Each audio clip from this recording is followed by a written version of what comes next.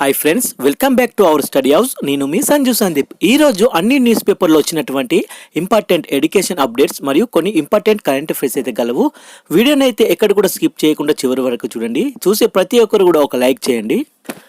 మొదటి అప్డేట్ మనం చూసుకున్నట్లయితే తెలంగాణలో గ్రూప్ 1, గ్రూప్ 2 తర్వాతే గ్రూప్ 3 ఫలితాలు అంటూ రావడం అయితే జరిగింది. పోస్టుల భర్తీలో అవరోహణ క్రమం పాటించాలని టీజీపీఎస్ అయితే నిర్ణయం అన్నమాట. బ్యాక్లాగ్లను నివారించడమే లక్ష్యంగా అయితే చేసుకుని ముందుకు సాగుతుంది. అయితే రాష్ట్రంలో గ్రూప్స్ పరీక్షలు ఫలితాల విడుదల, పోస్టుల భర్తీ ప్రక్రియలో అవరోహణ క్రమం పాటించాలని టీజీపీఎస్సీ బోర్డు అయితే నిర్ణయించినట్లు తెలిసింది. అయితే గ్రూప్ 1 పరీక్షలు అక్టోబర్ 21 నుంచి 27 వరకు జరిగాయి కదా. అయితే గ్రూప్ 3 పరీక్షలు నవంబర్ 17-18 తేదీలో పూర్తయ్యాయి. అయితే ఇప్పుడు గ్రూప్ 2 పరీక్షలు ఇంకా జరగలేదు. ఇప్పుడు డిసెంబర్ 15-16 అయితే జరగనున్నాయి కదా. అయితే ఫలితాల విడుదల, పోస్టుల భర్తీ అయితే ప్రక్రియను మాత్రం ఈ వరుసలో కాకుండా అంటే అవరోహణ క్రమంలో చేపట్టాలని కమిషన్ అయితే భావిస్తున్నట.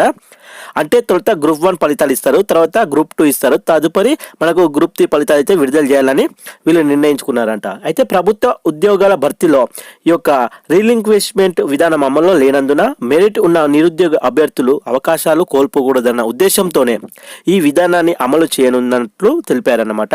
అయితే ఉన్నత కేటగిరీ పోస్టుల తర్వాత కింద కేటగిరీ పోస్టుల భర్తీ చేపట్టడం ద్వారా బ్యాక్లాగ్ను నివారించవచ్చని కమిషన్ భావిస్తుంది. అయితే ఈ యొక్క ఫిబ్రవరి గ్రూప్ 1 ఫలితాలు అయితే ప్రధాన పరీక్షలు మూల్యాంకాల ప్రక్రియను కమిషన్ వేగవంతం అయితే చేసింది. ఫిబ్రవరిలో ప్రధాన పరీక్షల ఫలితాలు ప్రకటించాలన్న లక్ష్యంతో అయితే ఉందన్నమాట. గ్రూప్ 1 పరీక్షలు ఫిబ్రవరిలో ఇవ్వాలని చెప్పి అనుకుంటున్నారు. అది ఈ ధృవీకరణ పత్రాల పరిశీలన నిర్వహించి ఆ యొక్క తుది ఫలితాలను అయితే ప్రకటించనుంది. మార్చి నాటికి గ్రూప్ 1 నియామక ప్రక్రియ ముగించాలని భావిస్తుంది. అంటే ఆ తర్వాత గ్రూప్ 2 ఫలితాలు ప్రకటించి పోస్టులు భర్తీలు చేపడతారు. ఆ తదుపరి గ్రూప్ 3 ఫలితాలు అన్నమాట. ఇట్లా వరుసగా గ్రూప్ 1, గ్రూప్ 2, గ్రూప్ 3 ఈ 3 అయితే ఇవ్వనున్నారన్నమాట, ఒక ఆర్డర్ వైజ్గా అని ప్రభుత్వం అయితే యోచిస్తుంది అన్నమాట. ఎందుకంటే పెద్ద పోస్టులు ఇస్తే తర్వాత చిన్న పోస్టులు తగ్గుతాయి కదా, కొంచెం అట్లా బ్యాక్లాగ్స్ ఏర్పడితే మళ్ళీ పోస్టులు ఇచ్చే అనే ఉద్దేశంతో ఇట్లా చేస్తుంది అన్నమాట. ఒకవేళ ఈ గ్రూప్స్ ఉద్యోగాలలో మేము మీకు జాబ్స్ ఇప్పిస్తాము, అది ఇప్పిస్తామని మనీ ఇవ్వండి అది అని దళారులు ఉంటారు కదా, అలా ఎవరైనా మిమ్మల్ని సంప్రదిస్తే టీజీపీఎస్ కొన్ని నెంబర్లు అయితే ఇచ్చింది, దీనికి సంప్రదించండి, ఫిర్యాదు చేయండి అని మేము తగిన చర్య తీసుకుంటామని కూడా తెలిపింది అనమాట. అది మనం చూస్తే గ్రూప్ 3 ఫలితాలు అంటే ఆలస్యం అయ్యే అవకాశమే ఉన్నది. ఎందుకంటే గ్రూప్ 1 ఫలితాలు ఫిబ్రవరిలో అంటే గ్రూప్ 2 ఫలితాలు తదుపరి ఏప్రిల్లో రావచ్చు, ఎప్పుడైనా రావచ్చు. తర్వాత ఈ గ్రూప్ 3 ఫలితాలు అంటే వరుస క్రమంలో అయితే రానున్నాయి. నెక్స్ట్ అప్డేట్ చూసుకున్నట్లయితే 16,347 టీచర్ పోస్టుల ఈ ఆంధ్రప్రదేశ్ అంటూ రావడం జరిగింది. అయితే ఆంధ్రప్రదేశ్లో 16,347 టీచర్ పోస్టులతో ఒక మెగా డిఎస్సి నోటిఫికేషన్ అయితే మరింత ఆలస్యమయ్యే అవకాశం అయితే కనిపిస్తుంది అన్నట్లు. ఎందుకోసము ఆలస్యం అంటే ఈ యొక్క ఎస్సీ వర్గీకరణపై ఈ యొక్క ఆర్ఆర్ మిశ్రా నేతృత్వంలో నియమించిన ఏకసభ్య కమిషన్ నివేదిక వచ్చిన తర్వాతనే ఈ యొక్క డిఎస్సి ప్రక్రియ ప్రారంభిస్తామని విద్యాశాఖ కార్యదర్శి కోన శశిధర్ అయితే తెలిపారన్నమాట. అయితే మరి ఈ నివేదిక ఎప్పటికి వస్తుందో తనకు కూడా తెలియదని, ఆ అంశం తన పరిధిలో లేదని అయితే చెప్పారు తను. అయితే కమిషన్ బాధ్యతలు స్వీకరించిన తర్వాత 60 రోజుల్లో నివేదిక అయితే ఇవ్వాల్సి ఉంటుంది. నెక్స్ట్ అప్డేట్ చూసినట్లయితే ప్రపంచంలో ఇదే మొదటిసారి అంటూ రావడం అయితే జరిగింది. ఇస్రో నిన్నటి రోజునైతే ఈ ప్రోబా 3 మిషన్ని సక్సెస్ఫుల్గా అయితే ప్రయోగించిందన్నమాట. ఈ ఉపగ్రహాలను, ఈ 2 ఉపగ్రహాలు కరోనాగ్రాఫ్ అకాల్టర్ స్పేస్ క్రాఫ్ట్ ఉన్నాయి. వీటి మొత్తం బరువు 550 కేజీలంట. ఈ ఉపగ్రహాలను భూమి చుట్టూ ఒక దీర్ఘ వృత్తాకార కక్షలో ప్రవేశపెట్టి కృత్రిమ గ్రహాన్ని సృష్టించనున్నారు వీరు. దీంతో సూర్యుడి బాహ్య వాతావరణమైన కరోనాను అధ్యయనం చేస్తారు. ప్రపంచంలో ఇలాంటి ప్రయోగాన్ని నిర్వహించడం ఇదే మొదటిసారి. అయితే ఇందులో 13 ఐరోపా దేశాలు, కెనడా కూడా భాగమయ్యాయి అన్నమాట. నెక్స్ట్ అప్డేట్ చూసుకున్నట్లయితే మోడీతో భూటాన్ రాజు భేటీ అంటూ రావడం జరిగింది. ఈ యొక్క ద్వైపాక్షిక బంధాన్ని మరింత బలోపేతం చేసుకోవాలని భారత్, భూటాన్ నిర్ణయించుకున్నాయి. అయితే ప్రధానంగా శుద్ధ ఇంధనం, వాణిజ్యం, పెట్టుబడులు, ఆరోగ్యం, నైపుణ్య అభివృద్ధి, పర్యావరణ పరిరక్షణ, అంతరిక్షం, సాంకేతిక రంగాల్లో పరస్పర సహకారాన్ని మరింత పెంచుకోవాలని తీర్మానించుకున్నాయన్నమాట. అయితే 2 రోజుల పర్యటన నిమిత్తం రాణి జెత్సున్ పేమా వాంగ్చుక్తో కలిసి భూటాన్ రాజు జిగ్మే కేసర్ నంగేల్ వాంగ్చుక్ గురువారం నాడు భారత్కి అయితే చేరుకున్నారు. విదేశీ వ్యవహారాల మంత్రి ఎస్ జైశంకర్ ఆయనకు విమానాశ్రయంలో సదర స్వాగతం కూడా పలికారనమాట. అనంతరం మోడీతో వాంగ్చుక్ భేటీ అయ్యారు. భూటాన్ సామాజిక ఆర్థిక అభివృద్ధికి భారత్ అన్ని విధాల చేయూతని అందిస్తుందని ఆయనకు మోడీ హామీ అయితే ఇచ్చారనమాట.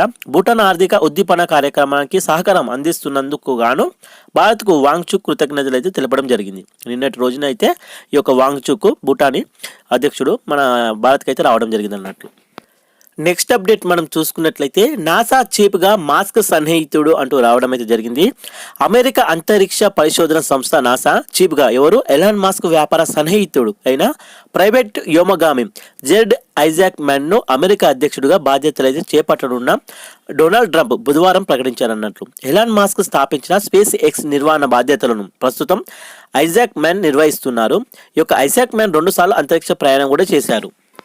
నెక్స్ట్ అప్డేట్ మనం చూసుకున్నట్లయితే టాప్ 100 నగరాల్లో భారత్ నుంచి ఒకే ఒక సిటీ అంటూ రావడం జరిగింది. అయితే ప్రపంచంలోని అత్యంత ఆకర్షణీయమైన 100 నగరాల జాబితా ఈ 2024లో మన భారత్ నుంచి అయితే ఒకే ఒక నగరానికి అయితే చోటు దక్కింది అన్నట్లు. అయితే ఇప్పటిలానే వరుసగా 4వ ఏడాది కూడా ఫ్యాషన్ రాజధాని ప్యారిస్ 17 మిలియన్లకు పైగా ఈ యొక్క ఇన్బౌండ్ అరైవల్స్తో టాప్ ప్లేస్లో అయితే నిలిచిందన్నట్టు ఫ్రాన్స్. అయితే డాటా అనలిటిక్స్ కంపెనీ యూరోమానిటర్ ఇంటర్నేషనల్ విడుదల చేసిన ఈ యొక్క తాజా జాబితాలో మాడ్రిడ్, టోక్యో వరుసగా 2, 3 స్థానాలు అయితే నిలవడం జరిగింది. ఈ జాబితాలో ఇండియా నుంచి చోటు దక్కించుకున్నది ఢిల్లీ 74వ స్థానంలో అయితే నిలవడం జరిగింది. నెక్స్ట్ అప్డేట్ మనం చూసుకున్నట్లయితే తెలంగాణ చేనేతకు హ్యాండ్లూమ్ మార్క్ అంటూ రావడం జరిగింది. ఈ యొక్క బంగారానికి ఆల్ మార్క్ వస్తువులకు ట్రేడ్ మార్క్ మాదిరియే మన తెలంగాణలోని చేనేత కార్మికులు తయారు చేసిన చీరలు, పంచెలు, లుంగీలు, కండువాలు, దుప్పట్లు, తువాళ్ళు, బెడ్షీట్లు తదితర వస్త్రాలకు ఇకపై హ్యాండ్లూమ్ మార్కులు అయితే కనిపిస్తాయి అన్నట్లు. అయితే స్వచ్ఛమైన చేనేతకు అది ముద్రగా ఉపయోగపడడంతో పాటు దాని ద్వారా వస్త్రం రకం, దాన్ని తయారు చేసిన కార్మికుడి సమాచారం తెలుసుకోవచ్చట. అయితే రాష్ట్రంలో తయారు చేసిన చేనేత వస్త్రాల విశిష్టతను చాటేలా వాటికి హ్యాండ్లూమ్ మార్కును అయితే వేయించాలని రాష్ట్ర ప్రభుత్వం అయితే నిర్ణయించుకుంది. చాలా మంచి విషయమే కదా. అయితే వస్త్రంతో పాటు కార్మికుడికి సంబంధించిన పూర్తి సమాచారం కూడా అందులో పొందుపరుస్తారనమాట. అంటే ఇది ఎవరు నేశారు ఈ చీరని, ఇది ఎవరు తయారు చేశారని వాళ్ళ సమాచారం కూడా, తయారు చేసిన వారి సమాచారం కూడా అందులో పొందుపరుస్తారు. అయితే చేనేత అభ్యాసం కింద హ్యాండ్లూమ్ మార్క్ ట్యాగ్లను రాష్ట్ర ప్రభుత్వమే పంపిణీ చేయడంతో పాటు వీటిని వాడినందుకు ఆర్థిక సాయం సైతం అందించనుందన్నట్లు.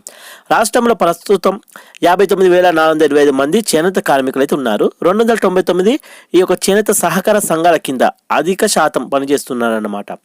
ప్రస్తుతం వారు ఉత్పత్తి చేస్తున్న వస్త్రాలను రాష్ట్ర చేనేత సహకార సంఘం టెస్కోకి విక్రయిస్తున్నారు వీళ్ళు. అయితే సంఘాల పరిధిలో లేని వారు ఉంటారు కదా, తమ వస్త్రాలను వ్యాపారులకు, వినియోగదారులకు నేరుగా విక్రయిస్తున్నారు. అయితే చేనేత రిజర్వేషన్ పరిరక్షణ చట్టం పరిధిలో 11 వస్త్రాలు అయితే ఉన్నాయి. వాటిని కార్మికులు తయారు చేయాల్సిన ఉన్న పవర్లూమ్ సంస్థలు సైతం తయారు చేస్తున్నాయి అన్నట్లు. అయితే నకిలీల సమస్యతో ఈ వస్త్రాల విక్రయాలు తగ్గాయి. ఈ నేపథ్యంలోనే ప్రసిద్ధ చేనేత రకాల వస్త్రాలను పరిరక్షించడంతో పాటు వాటి విక్రయాలు పెరిగేలా కూడా రూపొందించిన కార్మికులను ఉపాధి పెంచేందుకు వీలుగా పలు అంశాలను పరిశీలించిన చేనేత శాఖ హ్యాండ్లూమ్ మార్క్ పథకాన్ని రూపకల్పన అయితే చేసింది. నెక్స్ట్ చూసినట్లయితే అటవీ శాఖ ప్రగతి నివేదిక ఇది అంటూ రావడం జరిగింది. అయితే నేషనల్ ట్రాన్సిట్ పాస్ సిస్టమ్ ద్వారా అటవీ అనుమతుల ఆన్లైన్లో ఇచ్చే కొత్త విధానానికి రాష్ట్ర ప్రభుత్వం అయితే శ్రీకారం చుట్టిందన్నట్టు. అయితే ఈ విధానం ద్వారా దాదాపు 22,954 అనుమతులు ఆన్లైన్లో జారీ చేశారు. అయితే ఈ విధానం వల్ల పారదర్శకతను పెద్దపీట వేసినట్లయింది. ఆక్రమణకు గురైన 17,643.30 ఎకరాల అటవీ భూమిని స్వాధీనం చేసుకున్నారన్నట్లు. దీంతో పాటు కాంట్రాక్టులు, తునికను, కూలీలకు అన్యాయం చేయకుండా చూసేందుకైతే అటవీ శాఖ నేరుగా వారి అకౌంట్లో డబ్బు కూడా జమ చేసే విధానాన్ని ప్రారంభించింది. ఆన్లైన్ బిఎల్ కలెక్షన్ స్కీమ్ను ప్రవేశపెట్టడం ద్వారా అక్రమాలకు అడ్డుకట్టడం వేస్తున్నారన్నట్టు. అయితే ఈ యొక్క వన మహోత్సవం ఉంది కదా, దాని ద్వారా 20.02 కోట్ల మొక్కలను నాటాలని లక్ష్యాన్ని నిర్దేశించుకోగా ఇప్పటి వరకు ఎంత 16.84 కోట్ల అంటే 84% మొక్కలు అయితే నాటారన్నట్లు. 100% కేంద్ర ప్రభుత్వ నిధులతో అమలు చేస్తున్న ఈ యొక్క గ్రీన్ క్రెడిట్ ప్రోగ్రాం ద్వారా 1,738 హెక్టార్ల అటవీ భూమిని రిజిస్టర్ అయితే చేశారు.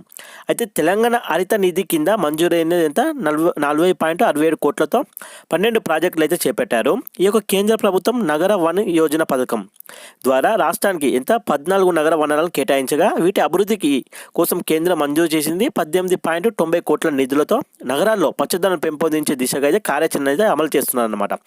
అలాగే వన్యప్రాణుల దాడుల్లో మరణించిన వారు ఉంటారు కదా, కుటుంబ సభ్యులకు వాళ్ళకు కూడా నష్టపరిహారాన్ని 5 లక్షల నుంచి 10 లక్షలు పెంచారు. అలాగే వన్యప్రాణుల వేట, జంతువుల అక్రమ వ్యాపారం నివారణకు క్యాచ్ ది ట్రాప్ పేరుతో ఓ కార్యక్రమాన్ని అమలు చేస్తుంది. అంటే జంతువులని అక్రమంగా పట్టుకొని అమ్ముతుంటారుగా, అటువంటి కోసం ఏంటి క్యాచ్ ది ట్రాప్ అనే పేరుతో ఒక కార్యక్రమాన్ని కూడా అమలు చేస్తుంది. అలాగే ఈ యొక్క అడవి జంతువులను వేటాడేందుకు అమర్చిన వలలు, ఉచ్చులు, విద్యుత్ తీగలను నిర్వహణ చేసి అక్రమ వేట బారి నుంచి పెద్ద సంఖ్యలో వన్యప్రాణులను అటవీ శాఖ అయితే కాపాడగలిగింది. నెక్స్ట్ అప్డేట్ చూసినట్లయితే 882 టన్నులకు భారత్ పసిడి నిల్వలు అంటూ రావడం జరిగింది. భారత రిజర్వ్ బ్యాంక్ ఆర్బీఐ అక్టోబర్లో 27 టన్నుల పసిడిని కొనుగోలు అయితే చేసిందన్నట్లు. దీనితో దేశం మొత్తం పసిడి నిల్వ ఎంత 882 టన్నులకు అయితే చేరింది. ఇందులో భారత్లో 510 టన్నులు నిల్వ ఉండగా మిగిలిన పరిమాణాన్ని న్యూయార్క్లో, లండన్లో సహా మరికొన్ని పట్టణాల్లో గోల్డ్ వాల్ట్లలో రిజర్వ్ చేయడం అయితే జరిగిందన్నట్లు ఈ యొక్క వరల్డ్ గోల్డ్ కౌన్సిల్ తాజా వివరాలను విడుదల చేసింది. అయితే ప్రపంచవ్యాప్తంగా అక్టోబర్ సెంటర్లో బ్యాంకులు 60 టన్నుల కొనుగోలు చేయడం విశేషం కాగా జనవరి నుంచి అక్టోబర్ వరకు భారత్ మొత్తం 77 టన్నుల బంగారాన్ని కొనుగోలు అయితే చేసింది. నెక్స్ట్ అప్డేట్ చూసినట్లయితే మహారాష్ట్ర సీఎంగా మూడోసారి కూడా ఎవరు వచ్చారు, దేవేంద్ర ఫడ్నవీస్ అయితే రావడం జరిగింది, ప్రమాణ స్వీకారం చేశారు. మరి ఉప ముఖ్యమంత్రిగా ఎవరు ఉన్నారంటే మనకు ఏక్నాథ్ షిండే మరియు అజిత్ పవార్ అయితే ఉండడం అయితే జరిగిందనమాట. ఇప్పుడు నూతనంగా మూడోసారి కూడా ఎవరు దేవేంద్ర ఫడ్నవీస్ రావడం జరిగింది.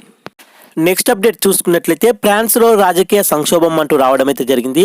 ఈ యొక్క ఫ్రాన్స్ పార్లమెంట్లో ప్రతిపక్షాలు ప్రవేశపెట్టిన ఈ యొక్క అవిశ్వాస తీర్మానం నెగ్గడంతో ప్రధాని మిషెల్ బార్నియర్ సారథ్యంలో మితవాద మైనార్టీ సంకీర్ణ ప్రభుత్వం 3 నెలల్లోనే కూలిపోయిందని చెప్పొచ్చు. ప్రధానిగా బాధ్యతలు చేపట్టిన 3 నెలలకే ఆయన తన పదవికి రాజీనామా చేయడంతో దేశంలో రాజకీయ సంక్షోభం అయితే తలెత్తింది. వామపక్ష పార్టీలతో పాటు ఇతర పార్టీలు మొత్తం 331 మంది సభ్యులు ప్రభుత్వానికి వ్యతిరేకంగా ఓటు అయితే వేశారు. దానివల్ల అవిశ్వాస తీర్మానం నెగ్గింది. మొత్తం 577 పార్లమెంట్ సభ్యుల్లో 331 మంది బార్నియర్ ప్రభుత్వానికి వ్యతిరేకంగా ఓటు వేయడంతో బుధవారం అయితే ప్రభుత్వం అయితే పతనమైపోయింది అన్నట్లు. అయితే ప్రధాని బార్నియర్ తన పదవికి రాజీనామా కూడా చేసేశారు. దీంతో దేశంలో రాజకీయ సంక్షోభం ఏర్పడింది. అయితే అధ్యక్షుడు ఇమ్మానుయేల్ మాక్రాన్ తన 2 పర్యాల పదవి కాలంలో అత్యంత సంక్లిష్టమైన రాజకీయ సంక్షోభాన్ని అయితే ఎదుర్కొంటున్నారు. 2025 జూలై వరకు కొత్తగా పార్లమెంటు ఎన్నికలు చేయాలంటే నిర్వహించడానికి అవకాశం అయితే లేదు. కావున 2గా చీలిపోయిన పార్లమెంటును కొనసాగించడానికి మాక్రాన్ ప్రత్యామ్నాయ అవకాశాలను అన్వేషించాల్సి ఉంటుందన్నమాట. నెక్స్ట్ చూసినట్లయితే డైమండ్ బ్యాటరీ అంటూ రావడం జరిగింది. మరి ఈ డైమండ్ బ్యాటరీ ఏంటో ఒకసారి తెలుసుకుందాం. ఇదంతా నిరంతరంగా 11 ఏళ్ల పాటు ఇది మన్నిక అంటూ ఇవ్వడం జరిగింది. వైద్య పరికరాల రోదసి మిషన్లకు ఉపయుక్తం అంటూ. అయితే ఈ సాధారణ బ్యాటరీ లైఫ్ ఎంతకాలం ఉంటుంది మనకు తెలిసి 1 లేదా 2 ఏళ్ళు అయితే ఉంటుంది కదా. అయితే బ్రిటన్కి చెందిన university of Bristol, UK atomic energy అథారిటీకి చెందిన పరిశోధక బృందం అభివృద్ధి చేసినటువంటి ఈ బ్యాటరీ అంట ఏకంగా 11,000 ఏండ్లకు పైగా నడుస్తుందని దీన్ని డైమండ్ బ్యాటరీగా కూడా పిలుస్తున్నారు అన్నట్టు. అయితే మరి ఈ యొక్క బ్యాటరీ ఏమిటి, దాని గురించి తెలుసుకుందాం. సోలార్ ప్యానెల్ సూర్యకాంతిని విద్యుత్తుగా మార్చినట్టే carbon 14 radioactive isotope radiation సహాయంతో విద్యుత్తును ఉత్పత్తి చేసే బ్యాటరీనే డైమండ్ బ్యాటరీగా పిలుస్తున్నారు. అయితే కార్బన్ 14 నిరంతరంగా 11,400 ఏండ్ల పాటు రేడియేషన్ ఉత్పత్తి చేస్తుంది. అలాగే డైమండ్ బ్యాటరీ కూడా అంత్యకాలం పాటు ఈ యొక్క విద్యుత్తును ఉత్పత్తి చేయగలదని శాస్త్రవేత్తలు అయితే తెలిపారన్నట్లు. ఈ బ్యాటరీ వేసిన డివైస్ 11,400 ఏండ్ల పాటు నిరంతరంగా పనిచేయగలదని విశ్వాసం వ్యక్తం చేశారు.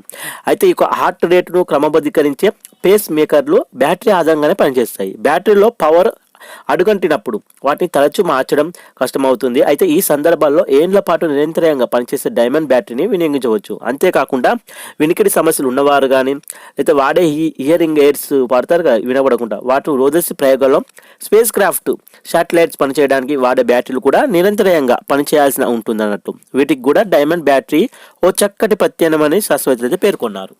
చూశారు కదా ఫ్రెండ్స్, ఈరోజు అన్ని న్యూస్ పేపర్లు వచ్చినటువంటి ఇంపార్టెంట్ ఎడ్యుకేషన్ అప్డేట్స్ మరియు కొన్ని ఇంపార్టెంట్ కరెంట్ అఫైర్స్ అయితే. వీడియో నచ్చితే మాత్రం అలా చూసి వెళ్ళిపోకుండా ప్లీజ్ ఒక లైక్ చేయండి, షేర్ చేయండి, సబ్స్క్రైబ్ చేసుకోవడం మాత్రం మర్చిపోకండి ఫ్రెండ్స్. Thank you friends. జై హింద్.